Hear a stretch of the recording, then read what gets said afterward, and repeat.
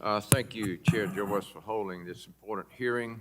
I want to thank the witness for testifying and your good, precise answers to these questions. Obviously, the rising cases of fraud within Medicare and Medicaid is causing significant burdens for millions of American patients and seniors. That's why I'm glad we're having this hearing to explore solutions to the cost of care for Americans, and I thank you for your willingness to do such a great job of analyzing this. I don't guess you made any of the recommendations to President Trump on those pardons, did you? He did not consult me, He didn't sir. ask you? Okay. Deputy Brandt, Administrator Brandt, when we talk about Medicare and Medicaid fraud, can we get caught up in the sheer dollar amounts and forget about the real beneficiaries that harmed in many of these cases? Can you talk about the harm that fraud causes to those beneficiaries out there who truly deserve this, what Congress intended for Medicaid? I'm sorry, can you repeat the question? Yeah. That they opened the door, it was a little loud. Okay, sorry. Yeah, can you tell us who really has been adversely affected by this fraud in Medicaid? In other words, those who deserve the care, who have not gotten the care because someone is defrauding Absolutely. Medicaid. Hundreds of thousands of beneficiaries are impacted by this every single day.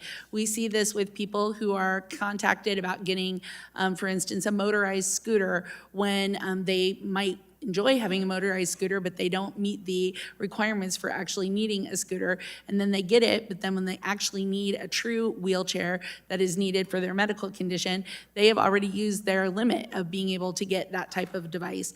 Those are the types of things that we see all the time, is that fraudsters take advantage of these people.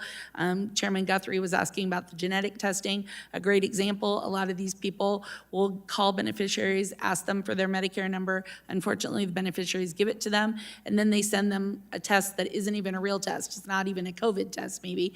And then as a result, then it says on their medical record that they've received this genetic test. So when they need it to be able to determine if they have markers for cancer or other things, they no longer are able to get it. And we have to work to clean their record of that for them to get it. And that costs time, Right. which can cost them harm for their program. Well, our constituent services team in the 12th District of Georgia is well aware of that because we're getting tons of denials. And so what you're saying is that's fraudulent denials in most cases. In many cases, the denials are fraudulent, or they're because there isn't appropriate documentation to show that it's meeting the level of service that it's being billed for. There are documented cases of state Medicaid officials failing to follow federal requirements to independently monitor their Medicaid program. What authorities do CMS have to address states that fail to follow federal statutory and regulatory requirements in the Medicaid program?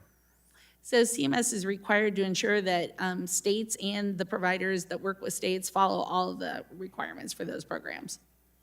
What tools does CMS currently have to ensure states are meeting program integrity requirements?